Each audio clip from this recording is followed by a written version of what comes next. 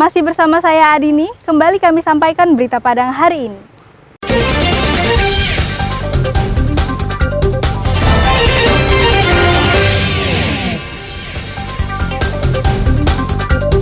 Meski tengah hamil 6 bulan, seorang wanita di Padang tetap menjalankan bisnis prostitusi bersama pacarnya yang merangkap menjadi muncikari. Di Sumatera Barat, hanya ada 6 stasiun pengisian bahan bakar umum khusus nelayan. Ribuan pelajar Taman Kanak-kanak se-Kabupaten Solo ikuti lomba isi pola geometri.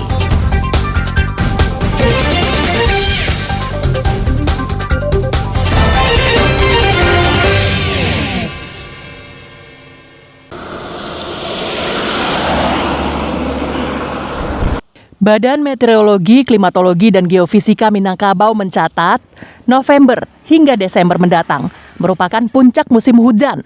Tidak hanya di Sumatera Barat, namun juga di sebagian besar tanah air. Hal itu disampaikan Sakimin, Kepala BMKG Minangkabau Rabu siang.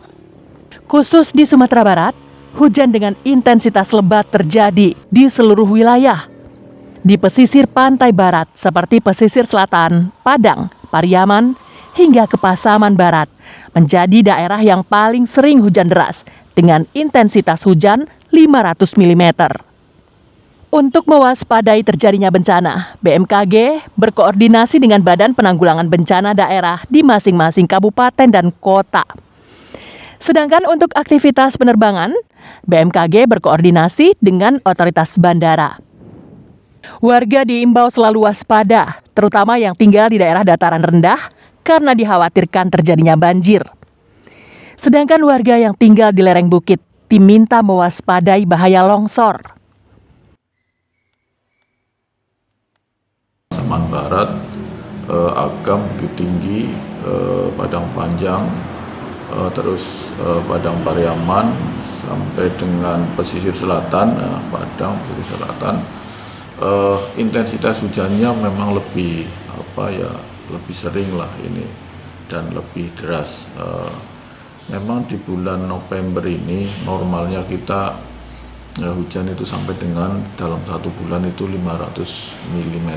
Kota Padang sejak beberapa pekan lalu sering diguyur hujan deras yang menyebabkan banjir seperti di daerah Kecamatan Koto Tangah, Kuranji, Padang Selatan, Bungus, dan Nanggalo.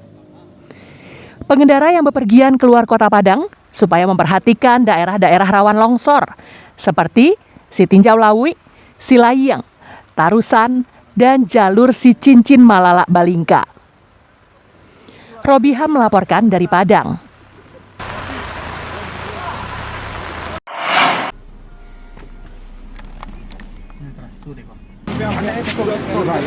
Inilah penangkapan YG di selatan Kota Padang oleh tim Satreskrim Polresta Padang pada Selasa siang. Ia ditangkap karena diduga terlibat kasus perdagangan orang dan prostitusi daring. Saat ditangkap, pelaku mengakui perbuatannya itu. Yang miris, YG tega menjual pacarnya sendiri kepada lelaki hidung belang, meski sedang hamil 6 bulan. Polisi pun kemudian mencari sang pacar dan menggeledah sebuah kamar hotel. AN ditemukan polisi beserta alat kontrasepsi dan sejumlah obat-obatan. Keduanya dibawa ke Mapolresta Padang untuk diperiksa secara intensif. Hasilnya cukup mencengangkan.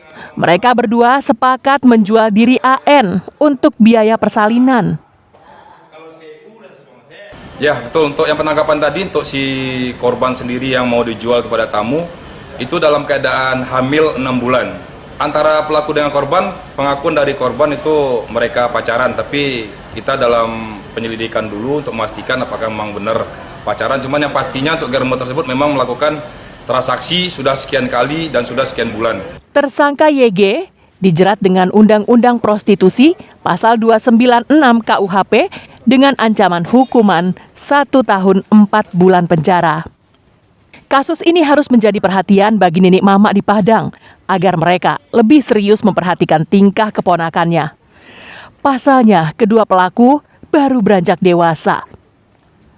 Sejatinya, pepatah anak dipangku, kemenakan dibimbing, bukan hanya slogan, tapi harus dipraktekkan dalam keseharian. Alfi melaporkan dari Padang.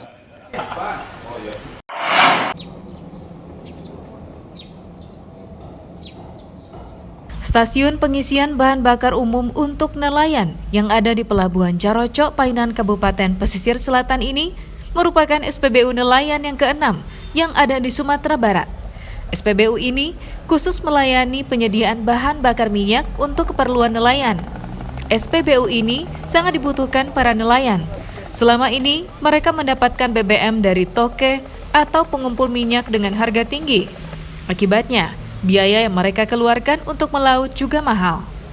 Dalam satu kali berlayar, nelayan menghabiskan lebih kurang 3 juta rupiah hanya untuk membeli bahan bakar. Itu jika nelayan membeli BBM dari toke atau para pengumpul.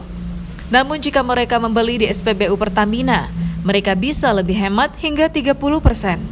Namun nelayan berharap ketersediaan bahan bakar minyak di SPBU khusus nelayan ini bisa selalu terjaga. Jangan semuanya kapal-kapal yang sini Pak, kalau ada SPBU sini kan besar harapannya Pak, supaya kita itu tidak ada terlantar Pak. Mungkin kalau satu ini Pak, soalnya ini kapal Pak, kalau BBM-nya ada terus Pak tentu tidak sulit Pak, itu tergantungnya BBM-nya Pak. Kepala Dinas Kelautan dan Perikanan Sumatera Barat mengatakan, Sumbar membutuhkan setidaknya 13 unit SPBU nelayan agar kebutuhannya bisa terpenuhi. Itu berarti satu pelabuhan memiliki satu SPBU nelayan. Saat ini baru ada 6 SPBU nelayan di Sumatera Barat. Kita butuhkan sini agar minimal 13 buah Pak. 13 buah. Yang ada baru 6. Baru 6. Nah, harapan kita di semua pelabuhan kita yang ada 13 ini bisa terbantu fasilitas SPBU nelayan ini. Seperti di sini kita butuh 2 lagi. Di Surati ada Selatan. Kemudian di Padang butuh lagi 2. Terus di Sasak ada 2 lagi. Barat. Ini yang kita harapkan Pertamina bisa mendorong itu. BBM adalah elemen penting bagi nelayan agar bisa mencari ikan ke laut.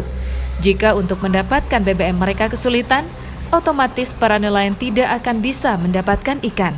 Arset Kusnadi melaporkan dari Kabupaten Pesisir Selatan.